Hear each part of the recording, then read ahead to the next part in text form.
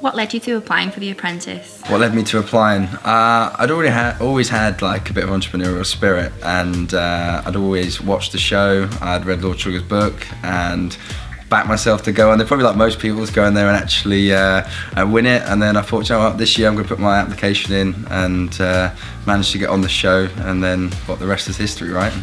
It's a really intense process to put yourself through. So what drove you to keep going week after week? Do you know what? It was like I saw it each week was a stepping stone, and the closer that so each week that went on, the closer I was to the end goal. And if you get to the final five, it's all about your business at that point. So I was like, as long as I can get to final five, I know my business inside and out. It's like I backed myself at that point. So you just have to give it 100% throughout every task and every week. And you can't let it slip, because if you have one bad week, you've seen, you could be gone. So managed to get through it. You're in the boardroom a few times, but you're also in the winning team quite a few times. So what was that like, and how competitive are you?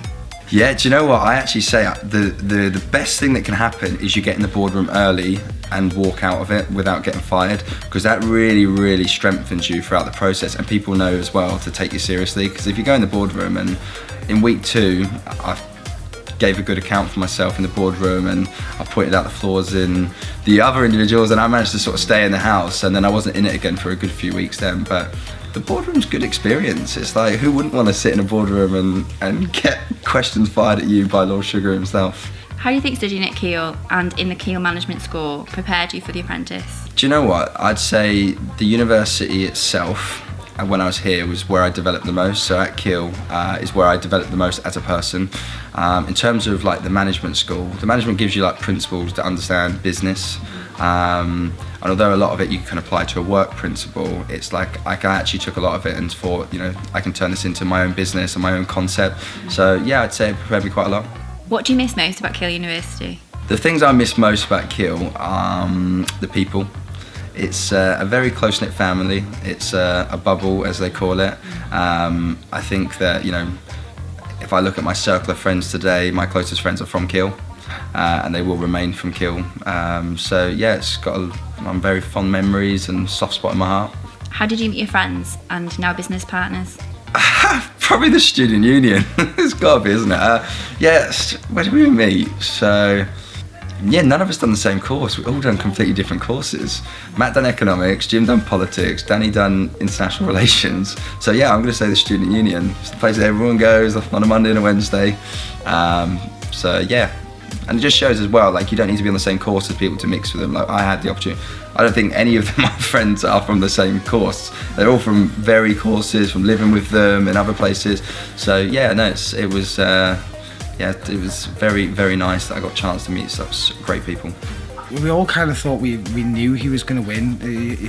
You always have a confidence in James. So it was a bit of an elation. So he knew and didn't say. He kind of said a couple of things in passing that afterwards you kind of thought, oh. So it turns out he'd mentioned it to us before. But yeah, really happy. Really, it almost started the journey for us. He was really secretive about it, actually, because obviously he's not allowed to tell anyone and things like that. So it was a bit weird. He just sort of went missing for 10 weeks, and then no one really knew what was going on. And then he came back, and slowly things sort of started to unfold. That there was going to be a really exciting things to come. I met them. I mean, one of our best friends, Wakas, he unfortunately passed away whilst he was at university here. But for me, he seems to be a common denominator between all of us. So Wakas was very much a people person, very bubbly, and he sort of brought together people that might not necessarily hang around together. And I think that's something common about Keele as a sort of community bubble. That no matter your background, sort of where you're from, your ethnicity, your religion, everyone comes together and sort of shares their ideas. I played squash at uni. I miss that. I like the team aspect and you're all in it together. But I think rather than the societies, the thing I miss most about Keele is everyone's all in it together. Every day you sort of wake up in your little bubble, and you know your friends are all there. And I think that's probably the main thing I miss is always being around. But we're all back together now and see each other every morning.